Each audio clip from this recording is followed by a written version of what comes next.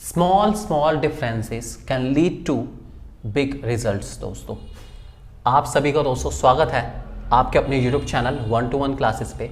आज organising chapter के सारे डिफरेंसेस, चाहे फंक्शनल डिविजनल का हो, चाहे फॉर्मल इनफॉर्मल ऑर्गेनाइजेशन का हो, डेलीगेशन डिसेंट्रलाइजेशन का हो या सेंट्रलाइजेशन डिसेंट्रलाइजेशन को, दोस्तों सभी डिफरेंसेस करेंगे आज की इस वीडियो में, क्योंकि ये डिफरेंसेस बहुत इंपॉर्टेंट है और इनमें से कोई ना कोई डिफरेंस आने के चांसेस बहुत ज़्यादा है बोर्ड के पेपर में। शुरू करते हैं आज के सफर को दोस्तों। आप हैं मेरे साथ, यानी कि आपके अपने दोस्त नितेश बजाज के साथ दोस्तों, आपके अपने YouTube चैनल 1-to-1 क्लासेस पे शुरू करते हैं।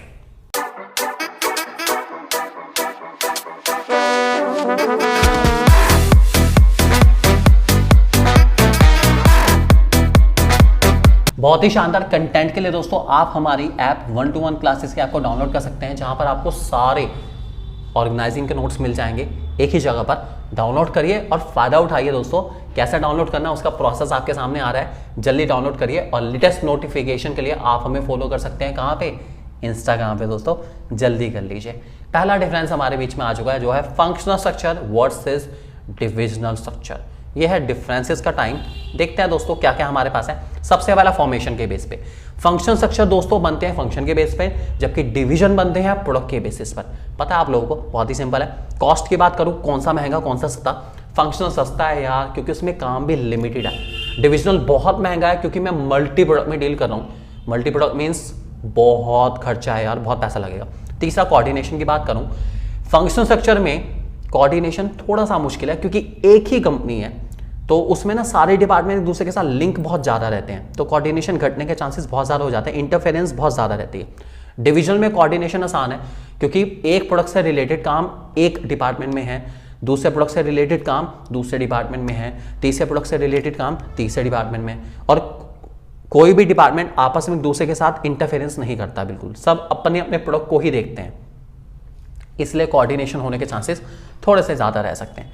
तीसरा specialisation, functional structure functional specialisation या ऑक्यूपेशनल स्पेशलाइजेशन लेकर आता है, जबकि हमारा डिविजनल तो यार प्रोडक्ट स्पेशलाइजेशन ही लेकर आएगा ना, और कुछ तो ला नहीं सकता।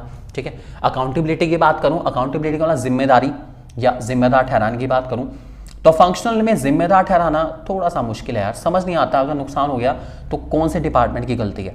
मार्केटिंग वालों को कहूँ, परचेज वालों को कहूँ, प्रोडक्शन वालों को कहूँ, HR वालों को कहूँ, R&D वालों को कहूँ, किसको कहूँ? सबके सब कहेंगे सर किसी और की गलती है, कोई एक्सेप्ट नहीं करेगा। जबकि डिविजन में अकाउंटेबिलिटी आसान है। अगर स्टेशनरी डिपार्टमेंट या स्टेशनरी डिवीजन लॉस में जा रहा है, तो जो भी स्टेशनरी डिवीजन का हेड होगा ना, मैं तो उसे कहूँगा भैया तेरी गलती है, मुझे नहीं पता, तू जिम्मेदार है अपने डिवीजन के लिए, तेरी गलती है मतलब है मतलब है, टेंशन खत्म, बिल्कुल ध्यान रख के चलेंगे दोस्तों। सुटेबिलिटी की बात करूं दोस्तों, तो फंक्शनल स्ट्रक्चर सुटेबल है सारी ऑर्गेनाइजेशन के लिए, जबकि डिविजनल सुटेबल है सिर्फ उनके लिए जो मल्टी प्रोडक्ट में डील करती है, जिनको बहुत सारे प्रोडक्ट बनाने हैं, वो कहाँ जाएंगे? डिविजनल की ओर। उसमें मजा ज्यादा है यार, उसी में चलेंगे, बहुत सारे प्रोडक्ट बनाएंगे, बहुत पैसा कमाएंगे दोस्तों। नेक्स्ट हमारा डिफरेंस आता है फॉर्मल इनफॉर्मल ऑर्गेनाइजेशन का। क्या डिफरेंस है जानते हैं दोस्तों, आपके सामने आ चुका है। फॉर्मल का मतलब है एक ऐसा स्ट्रक्चर जिसमें अथॉरिटी, रिस्पॉन्सिबिलिटी, रूल्स, रेगुलेशन से घिरा हुआ है, सब कुछ घिरा हुआ है।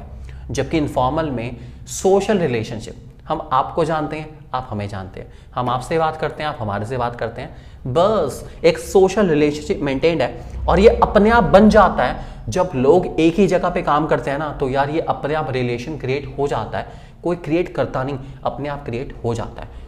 आपको पता ही है इसके बारे में, आपके क्लास में आपको पढ़ाने के लिए बुलाया गया था, लेकिन फिर भी दोस्ती हो गई, यारी हो गई, उठना बैठना हो गया, बर्थडे पार्टीज भी हो गई, डांस भी हो गए, सब अपने आप ही हो गया ना।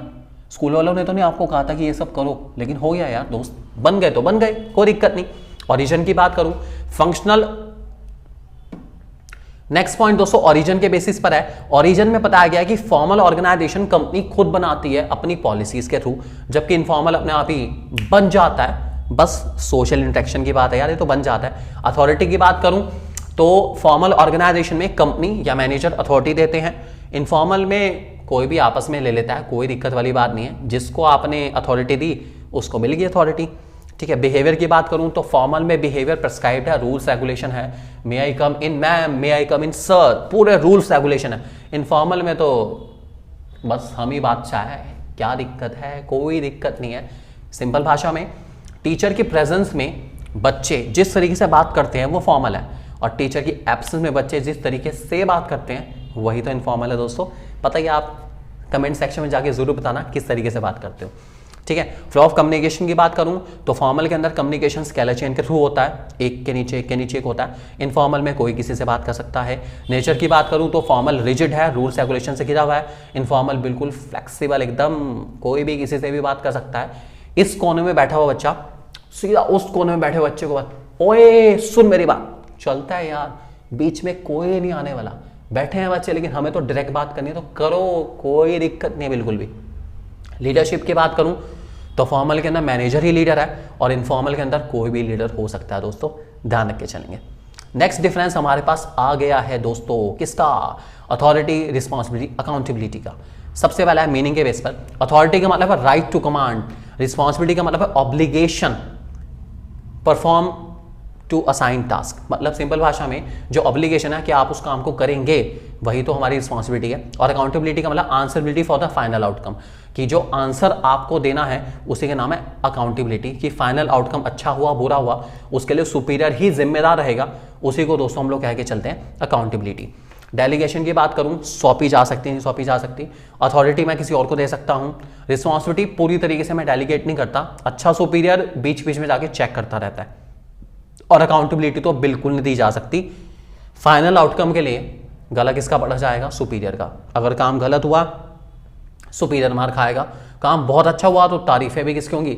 सुपीरियर की होगी, ध्यान रख के चलेंगे दोस्तों। ओरिजिन की बात करूं तो अथॉरिटी तो फॉर्मल पोजीशन से आती है, रिस्पॉन्सिबिलिटी ऑटोमेटिकली अथॉरिटी से आती है, और अकाउंटेबिलिटी ऑटोमेटिकली रिस्पॉन्सिबिलिटी से आती है, ध्यान रख के चलेंगे। फ्लो की बात करें, अथॉरिटी ऊपर से नीचे की तरफ जाती है, रिस्पॉन्सिबिलिटी नीचे से ऊपर की तरफ जाती है, ठीक है, ध्यान रख के चलेंगे। और अकाउंटेबिलिटी भी आपकी नीचे से ऊपर की तरफ जाती है, हमेशा ध्यान रख के चलेंगे दोस्तों। अब बात करते हैं दोस्तों हम लोग नेक्स्ट डिफरेंस, जो कि है आपका, सोचिए सोचिए कौन सा? Delegation versus decentralisation. क्या डिफरेंस है डेलीगेशन डिसेंट्रलाइजेशन में? काफी इंपॉर्टेंट है दोस्तों। सबसे पहला हमारे पास आता है नेचर के बेसिस पे। डेलीगेशन एक कंपलसरी एक्शन है, करना ही करना पड़ेगा, कोई ऑप्शन नहीं है। क्यों? मजबूरी है यार, एक इंसान सारा काम खुद कर ही नहीं सकता, इसलिए डेलीगेशन करना जरूरी है। डिसेंट्रलाइजेशन ऑप्शनल पॉलिसी है। अगर आपको लगता है कि ऑर्गेनाइजेशन के सारे लेवल के जो एम्प्लॉइज हैं वो पढ़े लिखे हैं, समझदार हैं, मेहनती हैं, तो डिसेंट्रलाइजेशन कर लो, नहीं तो ना करो बिल्कुल भी। पर्पस की बात करूं, डेलीगेशन का पर्पस होता है मैनेजर का बर्डन कम करना, जबकि डिसेंट्रलाइजेशन का पर्पस होता है सबऑर्डिनेट का रोल बढ़ाना, ताकि जो हमारे सबऑर्डिनेट है वो भी अच्छी डिसीजन मेकिंग करें, वो भी पार्टिसिपेट करें डिसीजन में, यही उसका मेन पर्पस है। तीसरा आता है हमारा फ्रीडम ऑफ एक्शन। किसमें फ्रीडम है एक्शन की? देखिए दोस्तों, डेलीगेशन के अंदर पूरा कंट्रोल सुपीरियर के हाथ में रहता है। सुपीरियर बीच बीच में जाके चेक करता रहता है कि आप सही से काम कर रहे हो नहीं कर रहे हो। डिसेंट्रलाइजेशन में सारा काम आपको दे दिया, जैसा करना है करो, जो करना है करो, आपकी मर्जी है, करो या ना करो आपकी मर्जी। स्कोप की बात करूं तो डेलीगेशन का स्कोप थोड़ा नैरो है, ठीक है, जबकि डिसेंट्रलाइजेशन का स्कोप काफी ज्यादा वाइड है दोस्तों। और ये क्योंकि लेवल्स बहुत सारे हैं, इसके अंदर लोग बहुत सारे इन्वॉल्व होते हैं। डिसेंट्रलाइजेशन के अंदर वैसे भी यार अच्छा है सिस्टम, बढ़िया है। डेलीगेशन में थोड़ा स्कोप नैरो इसलिए है क्योंकि सुपीरियर और सबऑर्डिनेट के बीच का ही रह गया बस, ठीक है, और इसमें थोड़ा पार्शियल भी रहते हैं, पार्शियलिटी होने के चांसेस ज़्यादा रहते हैं, जबकि डिसेंट्रलाइजेशन में कोई पार्शियलिटी नहीं होती। स्टेटस की बात करूं तो डेलीगेशन दोस्तों टास्क शेयर करने का काम है, जबकि डिसेंट्रलाइजेशन हमारी ऑर्गेनाइजेशन की एक पॉलिसी है, टॉप मैनेजमेंट की इच्छा है, करना है कर लो, नहीं करना तो ना करो दोस्तों, ध्यान रख के चलेंगे। और लास्ट डिफरेंस हमारा आता है सेंट्रलाइजेशन और डिसेंट्रलाइजेशन के बीच में। मीनिंग की बात करूं, सेंट्रलाइजेशन का मतलब है सारी डिसीजन मेकिंग अथॉरिटी कुछ हाथों में, और डिसेंट्रलाइजेशन का मतलब वही डिसीजन मेकिंग अथॉरिटी बांट देना। सेंट्रलाइजेशन एंड डिसेंट्रलाइजेशन दोस्तों, ध्यान रख के चलेंगे। नेक्स्ट आता है दोस्तों सुटेबिलिटी के बेस पर या सुटेबल के बेस पर। भाई सेंट्रलाइजेशन तभी सुटेबल है जब आपकी ऑर्गेनाइजेशन छोटी सी है। ज़्यादा बड़ी ऑर्गेनाइजेशन में सेंट्रलाइजेशन नहीं हो सकता, लेकिन आपकी ऑर्गेनाइजेशन बहुत बड़ी है तो डिसेंट्रलाइजेशन तो करना पड़ेगा, ये तो मजबूरी हो गई। तीसरा आता है फ्रीडम ऑफ एक्शन। किस में एक्शन है, फ्रीडम है, किस में है? तो दोस्तों मैनेजर के पास सेंट्रलाइजेशन के अंदर कम फ्रीडम होती है, जबकि डिसेंट्रलाइजेशन में फ्रीडम ज़्यादा होती है। जब आपको सौंप दिया काम तो जो करना है करो, कोई टेंशन वाली बात ही नहीं बिल्कुल भी। और लास्ट अथॉरिटी की बात करूं तो सेंट्रलाइजेशन में अथॉरिटी टॉप लेवल के हाथ में रहती है, जबकि डिसेंट्रलाइजेशन में अथॉरिटी बढ़ती चली जाती है, बढ़ती चली जाती है और बढ़ती चली जाती है लेवल्स के बीच में। हमेशा ध्यान रख के चलेंगे दोस्तों। ये था हमारे ऑर्गेनाइजिंग चैप्टर के सारे डिफरेंसेस। मुझे उम्मीद है आपको बहुत अच्छे से समझ आ गए होंगे दोस्तों। इनमें से कोई ना कोई डिफरेंस आने के चांसेस एग्जाम में काफ़ी ज़्यादा रहते हैं। और जहाँ तक मेरे को लगता है डेलीगेशन, डिसेंट्रलाइजेशन और फंक्शनल डिवीजन का सबसे इंपॉर्टेंट है। इसको बहुत अच्छे से करके जाएंगे दोस्तों। बने रहिए आपके अपने यूट्यूब चैनल 1-to-1 क्लासेस के साथ दोस्तों। All the best and God bless you.